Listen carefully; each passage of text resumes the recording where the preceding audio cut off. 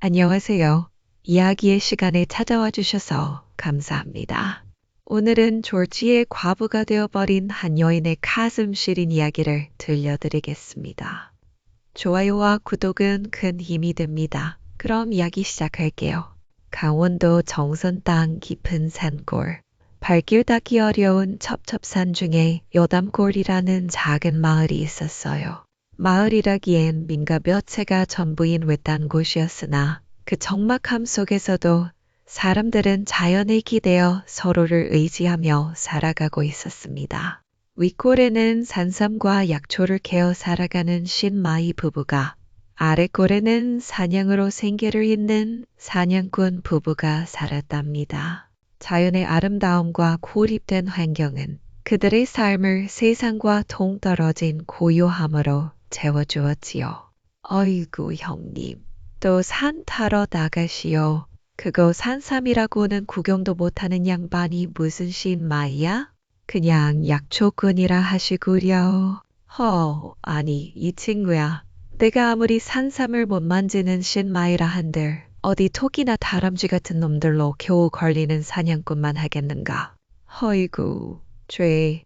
돈도 안 되는 약초 나부랭이만 개와도 다 같이 한번 안 긁는 토끼 같은 마누라가 집에 있다고 너무 잘난 척 하시는 거 아니시오? 이거야 원.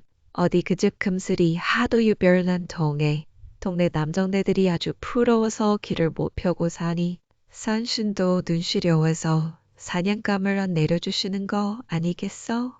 이렇듯 사냥꾼과 신마이는 서로 농을 주고 나눌 만큼 호영호재하며 살갑게 지내고 있었지요. 윗집의 신마이 내외는 둘 다 넉넉한 품을 지녔고 서로를 아끼고 사랑한 마음이 뜨거웠습니다.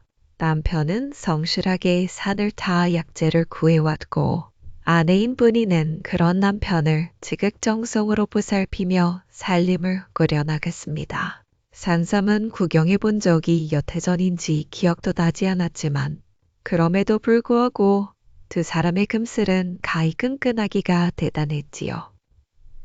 해가 질 무렵 마당에서 장작을 패는 남편에게 분이가 시원한 우물물 한 바가지를 건네며 물었습니다. 서방님, 올겨울 추위가 매섭다는데 땔감이 모자라지는 않지요.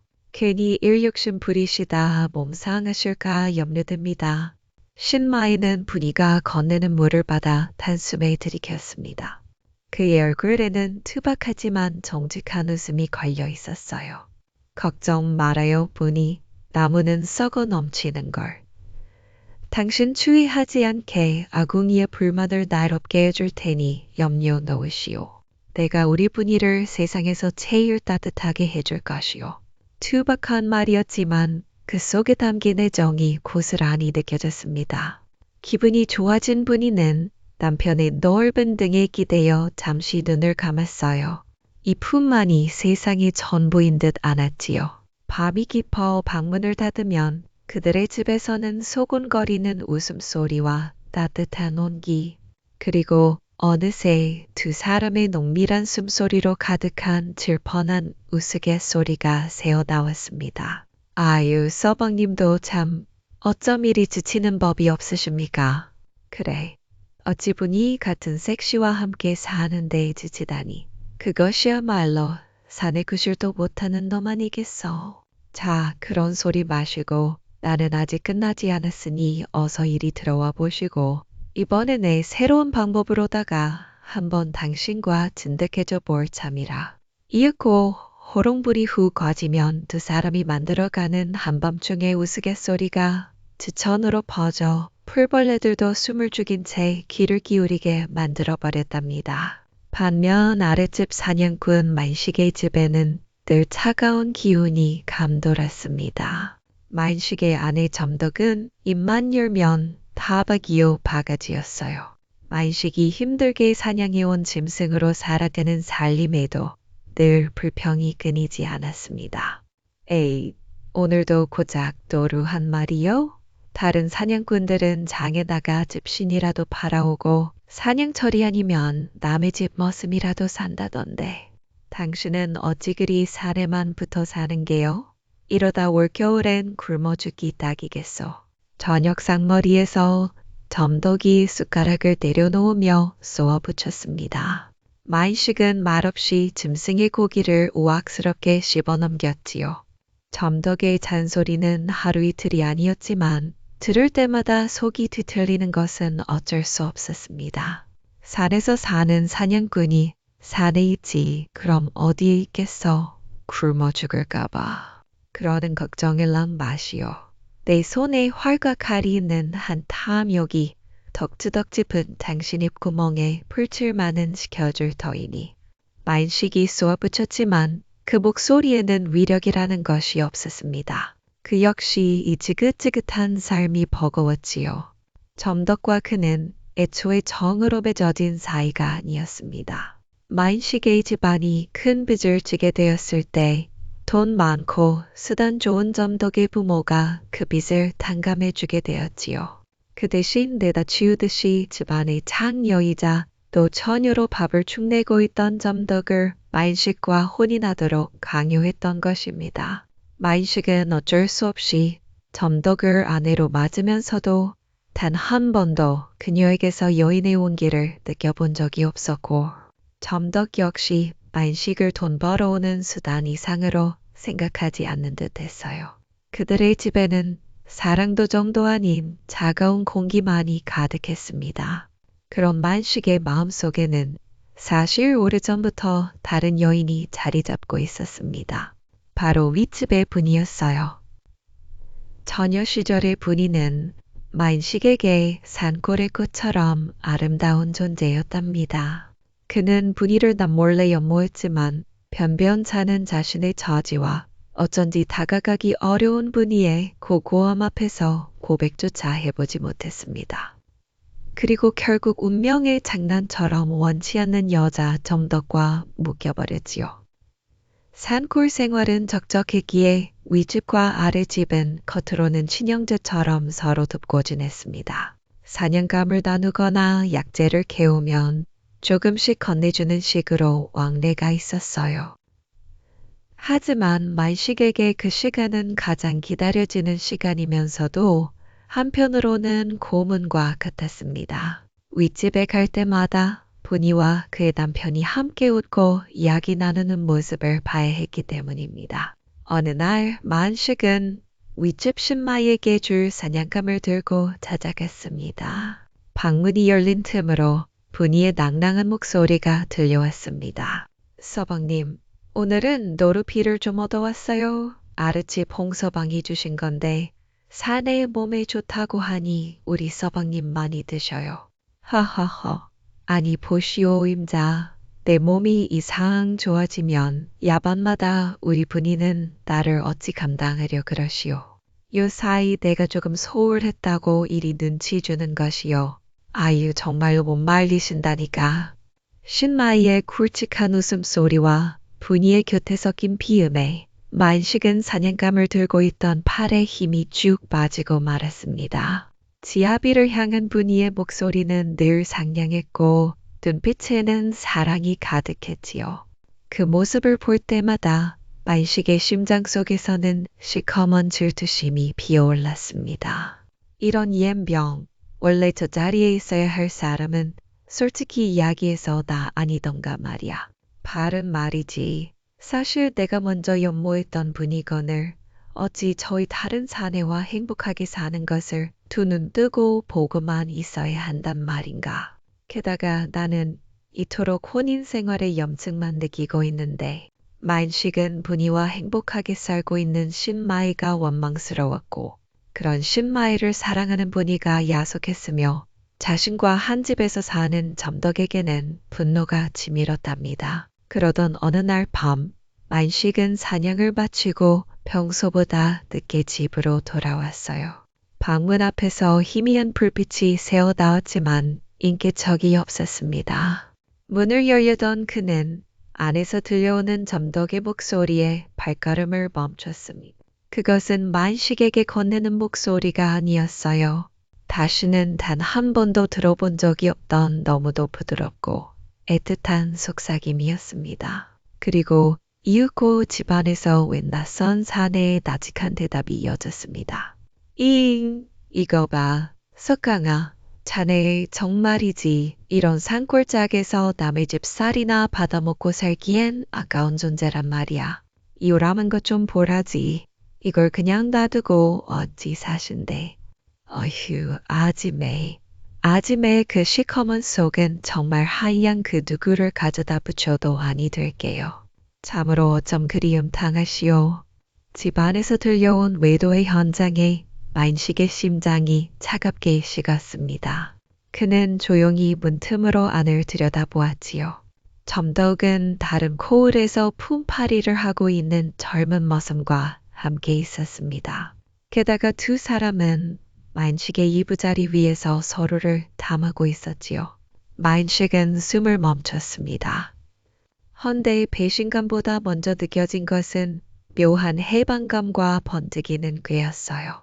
저 천하의 못된 것이 이제는 일말의 부부간 신이마저도 져버리는구나. 그래, 차라리 잘 되었다. 내가 그리 나와주는 덕에 나도 오히려 마음이 홀가분해져서 이젠 해치울 수 있게 되었어. 그의 눈빛이 광기로 번뜩였습니다. 우연히 맞이한 아내의 추악한 비밀은 오히려 만식에게 복수와 욕망을 동시에 실현할 수 있는 사악한 계책의 시발점이 되었어요. 아내 첨덕과 다른 사내의 은밀한 만남을 확인한 그 밤, 만식의 머릿속에서는 차가운 계산이 시작되었습니다. 어느 날 밤, 만식은 헐레벌떡 윗집분이에게 찾아갔습니다. 그의 표정에는 걱정스러움과 당혹스러움이 가득했어요. 형수님, 계시오? 문을 연 분이의 얼굴에도 이미 수심이 가득했습니다. 남편이 하루 종일 돌아오지 않아 걱정이 태산이었기 때문이었어요. 어머나, 어쩐 일이세요? 만식은 일부러 목소리를 낮추며 말했습니다. 아, 다름이 아니라 제 아내가 어젯밤부터 도통 보이질 않아서 말입니다. 어디 갔는지 혹시 아십니까? 동네 어디에도 없어서 이 밤중에 형수님께 여쭈러 왔습니다. 만식의 말에 분이의 얼굴은 더욱 창백해졌습니다. 글쎄요, 저희 집으로는 안 오셨는데 공교롭게도 저희 서방님도 어제 산에 가시고는 아직 소식이 없어요. 해가 저도 오시질 않으니 걱정이 태산입니다. 만식은 기다렸다는 듯이 놀란 표정을 지으며 말했습니다. 아니, 형님도요? 두 분이 함께라. 이것 희한한 일이네. 어찌 된 것일까요? 만식은 의도적으로 두 분이 함께라는 말을 흘렸습니다. 분이는 그 말의 의미를 단번에 파악하지 못하고 되물었지요. 무슨 말씀이세요? 두 분이 함께라니? 만식은 잠시 머뭇거리는 척하다가 이내 말을 거두었습니다. 아, 아닙니다, 형수님. 그저 제가 괜한 생각을 했나 봅니다. 일단 제가 좀 더 수소문을 해보도록 하지요. 산이란 언제나 위험하니 말입니다. 만식은 분이를 남겨두고 곧바로 대처로 나갔다 온다며 뒤돌아섰고, 만식이 남기고 간 섬뜩한 암시는 분이의 마음속에 깊이 박혔지요. 이후로 만식은 며칠간 자리를 비웠습니다. 그리고 대처에서 돌아온 그는 점덕이 다른 사내와 야반도주했다는 소문이 돌더라는 이야기를 꺼냈습니다. 신마이가 사라진 것도 사실은 제 부인 점덕과 함께 도망쳤기 때문이라는 소문이 돌고 있습니다. 말도 아니 됩니다. 그럴 리가 없다는 것은 만식 씨가 더욱 잘 알고 있지 않습니까? 분이는 사색이 되어 소리쳤습니다. 하지만 마을 사람들 사이에서도 신마이와 사냥꾼 마누라가 눈이 맞아 도망쳤다는 소문이 삽시간에 퍼져나가고 있었지요. 그렇게 한 달이 지나도록 남편에 대한 소식은 없었고, 이젠 거의 기정사실이 되어버린 소문은 분이에게 청천벽력과도 같았습니다. 신마이와 사냥꾼 마누라가 눈이 맞아 도망쳤다는 소문은 불길처럼 여담골을 휩쓸었고 분이의 가슴에 비수처럼 꽂혔습니다. 매일을 남편의 무사 귀환을 빌고 또 빌며 그녀는 못내 귀를 닫고 소문을 무시하려 했지만 그것도 오래가지 못했어요. 분이를 사랑했던 남편이 자신을 버렸다는 배신감과 갑작스러운 상실감에 시금전폐하고 방에 들어박혀 버렸어요. 남편의 부재와 소문의 무게로 분이의 작은 몸은 짓눌리고 있었지요. 언제나 깨가 쏟아지는 금슬좋던 집안은 깊은 정막에 잠겼습니다. 분이의 울음소리만이 간간히 집안의 고요를 찢어놓고 있었어요. 두 사람은 가을이 깊어지자 고립된 산골 마을에서 서로의 존재를 완전히 외면할 수는 없었습니다. 대처에 나가 아내의 소식을 탐문하던 만식이 돌아와 분이에게 말했습니다. 그의 얼굴에는 아내를 찾지 못한 상심과 분이를 향한 염려가 뒤섞여 있었지요. 형수님, 백방으로 수소문해 보았으나 제 아내는 결국 찾지 못한 듯합니다. 어디로 숨었는지 흔적조차 없이 사라졌다는군요. 만식의 침통한 표정에 분이는 고개를 숙인 채 아무 말도 하지 않았습니다. 만식은 분이의 앙상해진 모습과 깊어진 눈매를 보며 가슴 한편에 묘한 만족감과 함께 오래 억눌렀던 연모의 감정이 뒤섞이는 것을 느꼈습니다. 형님께서는 아무래도 정말로 점떡이와 함께 나서신 것이 아니실지. 그의 조심스러운 이야기에 분이가 격하게 고개를 저으며 소리쳤지요. 아니에요. 그럴 리 없어요. 우리 서방님은 절대 그런 분이 아니세요. 그 소문은 새빨간 거짓말입니다. 분이의 목소리는 절박했습니다. 만식은 더 이상 묻지 않고 그저 묵묵히 분이의 곁에 앉아 있었지요. 그런 날들이 하루가 가고 이틀이 가고 어느덧 속절없이 몇 달이 흘러가 버렸습니다. 그쯤 되니 만식은 서서히 분이의 생활 속으로 스며들어 있던 잠이었지요. 땔감이 떨어진 것을 보고는 말없이 장작을 패서 쌓아주었고 굶고 있는 분이를 위해 사냥한 짐승의 고기로 국을 끓여 가져다 주기도 했습니다. 형수님, 한 술이라도 좀 들어보시오. 이러다 쓰러지십니다. 뭐라도 좀 드셔야지요.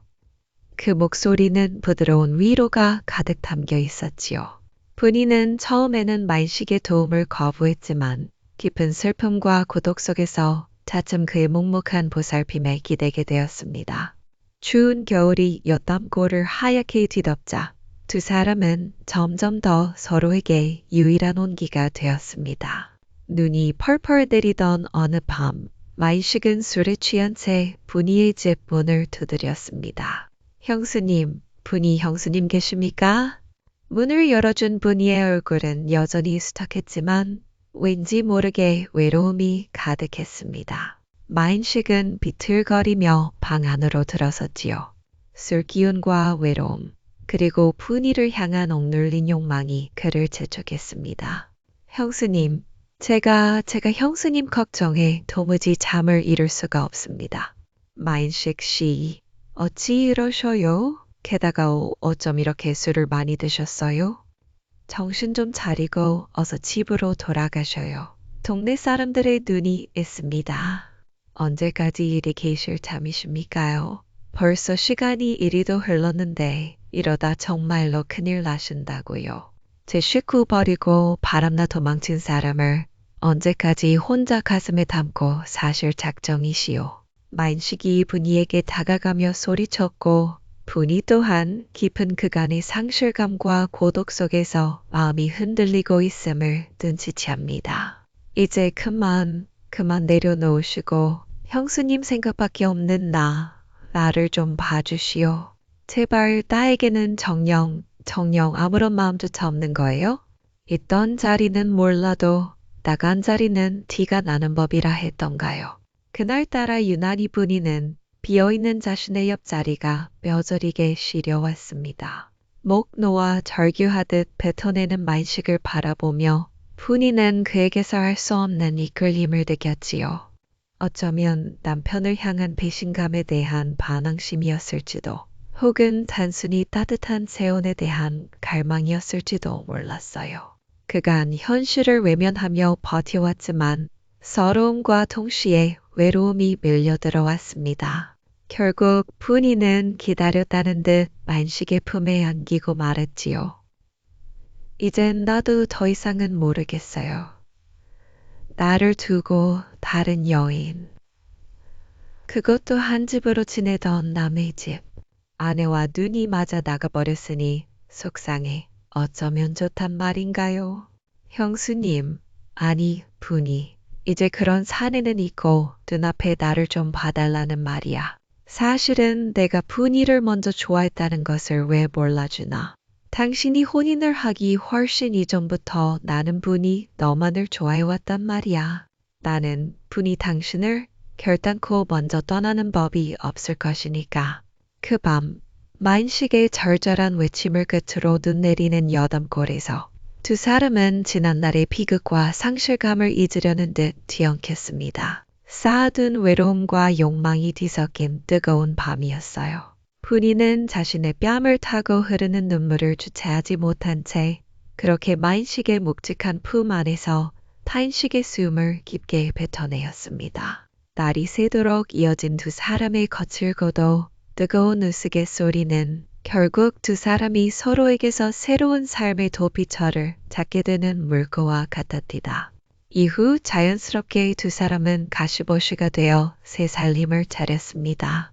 만식은 분이를 여보라 부르고 분이 또한 그를 서방님이라 불렀습니다. 그들의 새로운 삶은 겉보기에는 행복하고 뜨거웠습니다. 만식은 분이를 향한 오랜 욕망을 채웠고 분이 역시 사랑하는 사람에게 버림받았다는 상실의 고통 속에서 예상치 못한 위안과 함께 외로움을 잊을 육체적인 즐거움을 얻었어요. 그들은 지난 비극을 애써 잊은 채 여담골의 봄을 함께 맞이하며 웃음꽃을 피우며 지냈습니다. 하지만 분이는 얼마 지나지 않아 자신에게 찾아온 이 두 번째 행복이 실은 끔찍한 진실 위에 세워진 모래성일 뿐이었다는 것을 알게 되었습니다. 화사한 봄날 꽃 피고 새우는 어느 날이었지요. 분이는 남편 만식이 좋아하는 곰취를 듣기 위해 산속 깊숙하게 들어갔습니다. 오늘은 하늘도 맑고 날씨가 꽤 괜찮으니까 평소랑은 다른 곳까지 가보자. 혹시 알아? 귀한 나물이나 약초라도 발견할 수 있을지 말이야. 그날따라 무슨 바람이 불었는지 따뜻한 봄날, 행복한 마음으로 산나물을 뜯으며 그녀는 점점 산속 깊이 들어가기 시작했지요. 그렇게 얼마나 들어왔을까요? 한창 채취에 열중하던 그녀의 눈앞에 어느 바위 틈새와 풀숲 사이에 처박혀 있는 무언가가 들어왔습니다. 어머, 저게 뭐지?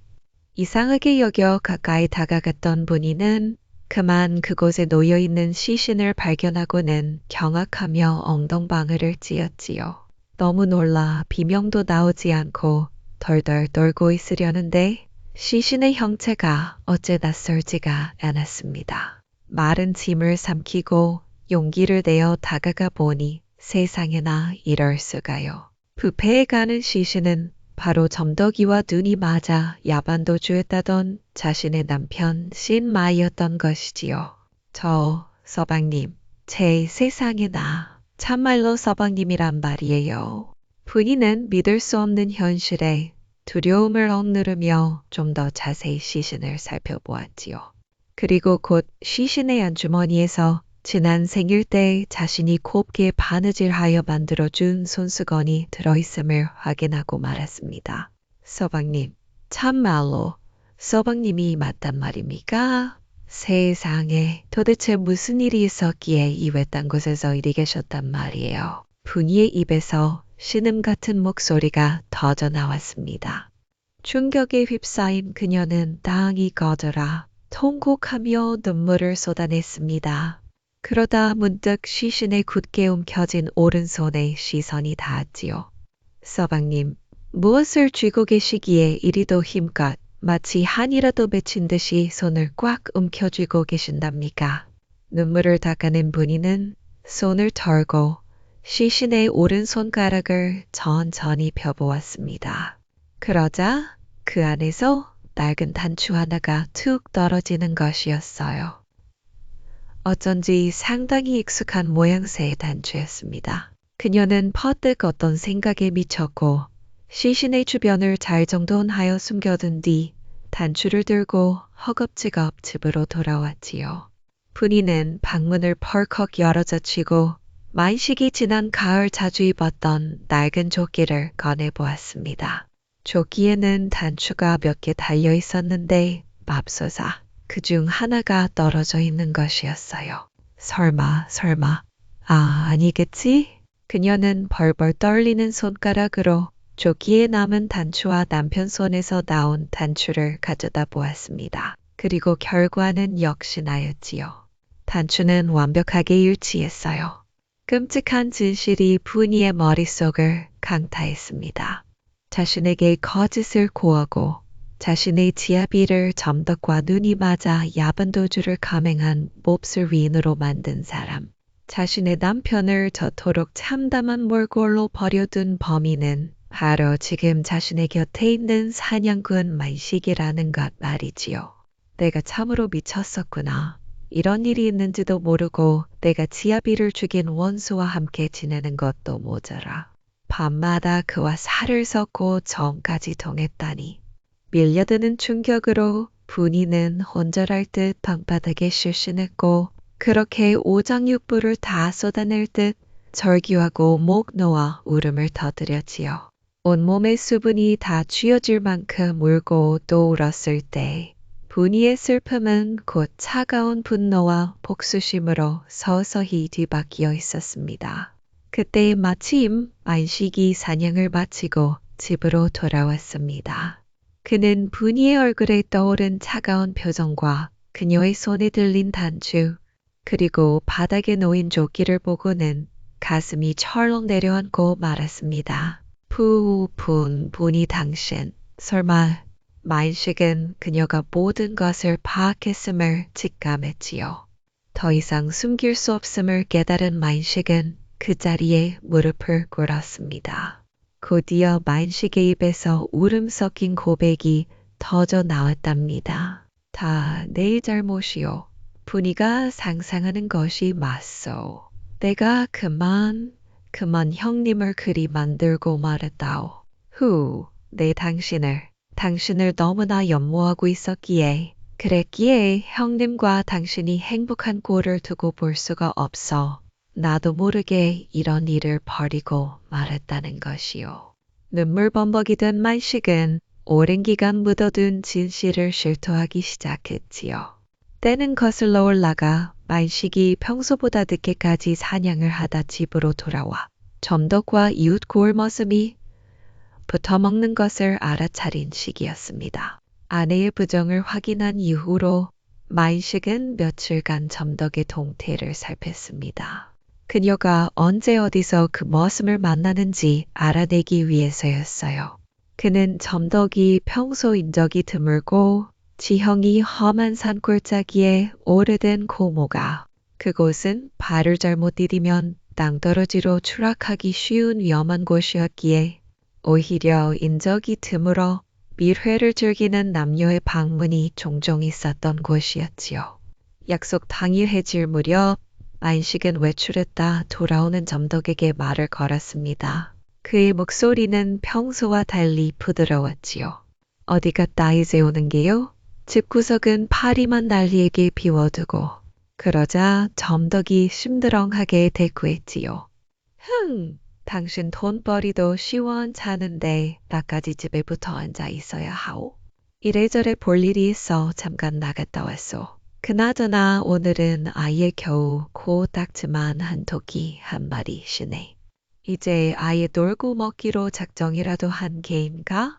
점덕은 만식이 가져온 사냥감을 내려다보고는 또다시 한숨을 쉬며 타박할 준비를 하는 듯 했습니다. 평소라면 다툼이 시작되었겠으나 만식은 그녀의 말을 뚝 끊었지요. 그러지 말고 중요한 이야기가 있으니 잠깐 이리 와 앉아보. 뭔데 그러시오? 또 쓸데없는 소리나 하려는 건 아니겠지. 실은 내가 말이야 오늘 산에 갔다가 아주 귀한 것을 발견했지 뭐야. 신마이 형님도 평생에 한번 볼까 말까한 어마어마한 양일세. 좋기 100년근은 넘어 보이는데 이게 한 뿌리도 아니고 자그마치 20뿌리인 거야. 이걸 그대로 캐서 돌아오던 중에 아무리 보아도 이 시간에는 신마이 형님과 무조건 마주치겠다 싶어서 아무도 모르는 곳으로 우회에 숨겨두었다는 거 아니겠어? 괜스레 동네 소문이라도 나면이니까 말이야. 행여나 신마이 형님이 사실 자기가 퍼든 거라고 우기라도 하면 이거 상당히 골치가 아파진다 이 말씀이지. 진정 그것이 사실이요 100년근 그것도 20뿌리 이거 거짓말하는 거 아니겠지? 점덕의 목소리가 상기되었습니다. 그럼 이런 걸로 거짓말을 하겠는가? 고모가 바위골 쪽 절벽 근처에 내가 면포로 잘 싸서 숨겨두었지.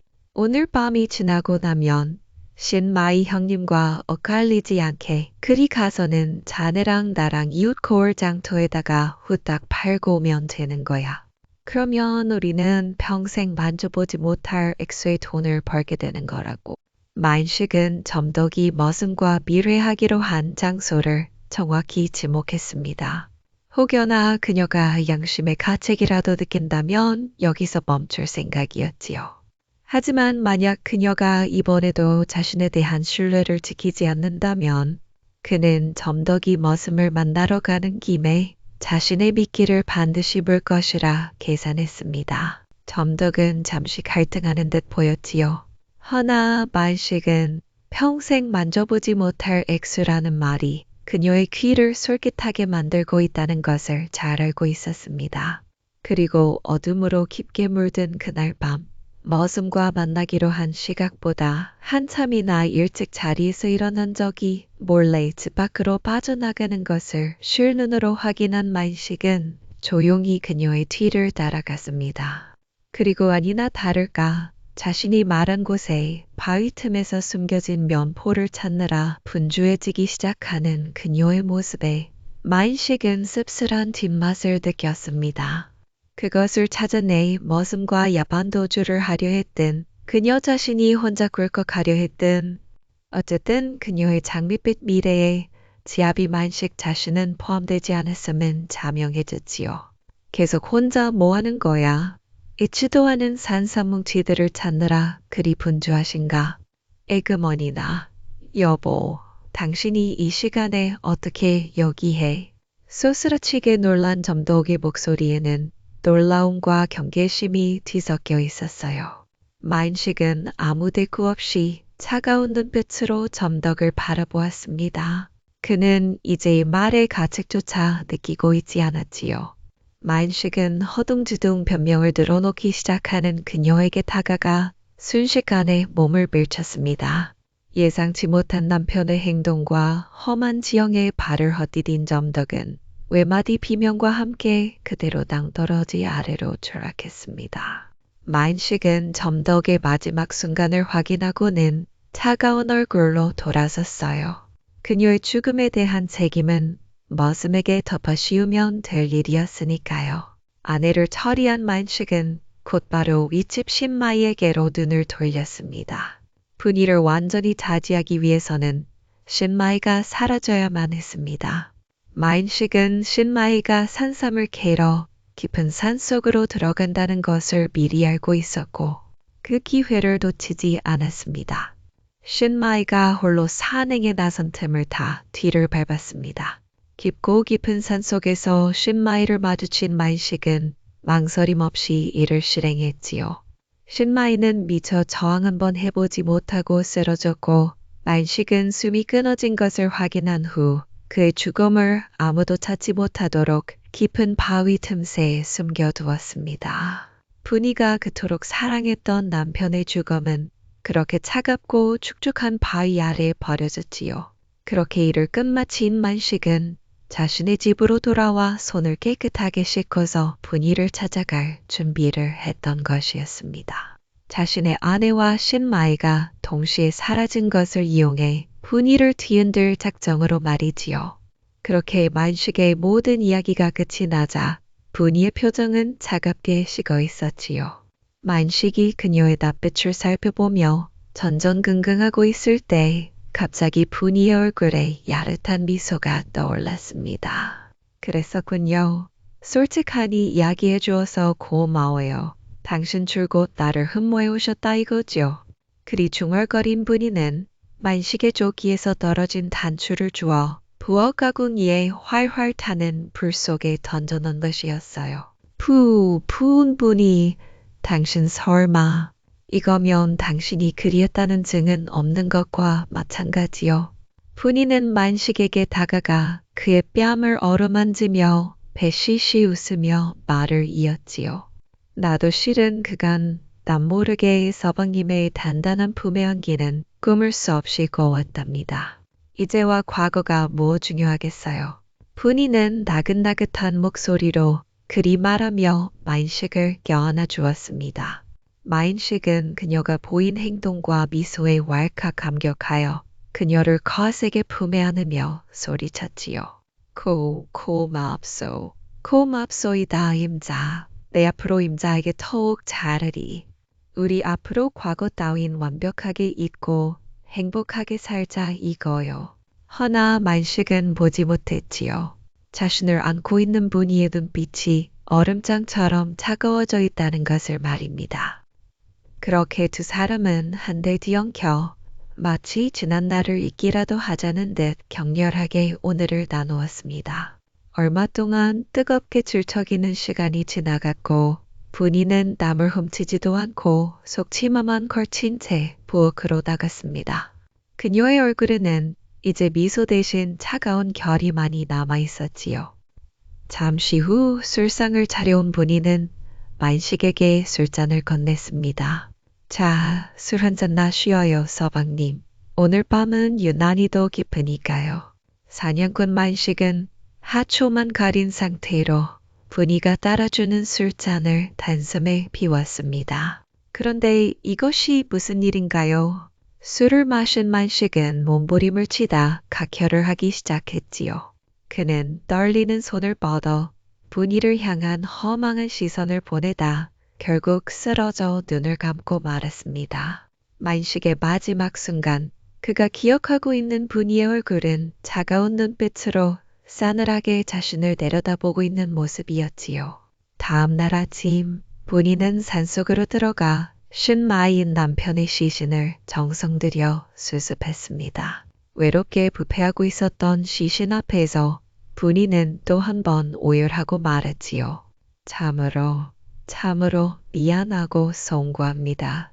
서방님, 당신을 이리 찬 바닥에 눕혀놓고 아무것도 모른 채 당신만 원망하며 살았. 그러고도 제가 어찌 감히 당신의 반려다 할 수가 있으며 또한 당신을 그리워한다 말할 수가 있을까요? 이제라도 편히 눈을 감고 좋은 곳으로 가셔요. 그녀는 신마이의 시신을 정성껏 땅에 묻고 술을 따라 제의를 올리며 추모를 마쳤지요. 남편에게 마지막 작별을 구한 그녀는 집으로 돌아와 만식의 시신도 수습했습니다. 지아비를 죽인 원수이지만 동시에 자신에게 짧은 시간이 남아 다른 형태의 애정을 주었던 또 하나의 지아비였던 것을 분이 역시 알고 있었습니다. 자, 당신 역시도 이제는 편히 눈을 감고 좋은 곳으로 가시란 말은 드리지 못하겠으나 그간 나를 위해 정성을 다해준 일만은 잊지 않겠습니다. 분이는 만식의 시신 또한 양지 바른 곳에 묻고 그 앞에 술을 따랐습니다. 모든 일을 마친 분이는 비극과 모든 악몽의 흔적을 완전히 불태워 없애려는 듯 자신의 집과 만식의 집 모두에 불을 놓았습니다. 마른 나무와 집은 삽시간에 불길에 휩싸였고 열벌건 불길이 첩첩산 중 밤하늘을 밝게 물들였지요. 분이는 불타는 여담골을 뒤로하고 홀로 산길을 걸어가 정적을 감추었습니다. 그녀가 떠난 이후 신마이의 무덤과 사냥꾼 만식의 무덤에는 각기 다른 색의 꽃이 피어올랐는데 후세에 들어 사람들은 그 꽃의 줄기들이 분이가 떠난 방향을 향해 뻗어갔다 하여 함부로 그 꽃을 꺾지 않았다는 후문이 전해지고 있습니다. 끝까지 이야기를 들어주셔서 진심으로 감사합니다. 삶이 뜻대로 흘러가지 않아도 그 안에 늘 예상치 못한 인연이 숨겨져 있음을 기억해 주세요. 좋아요와 구독 잊지 말아주세요. 편안한 밤 되시길 바랍니다.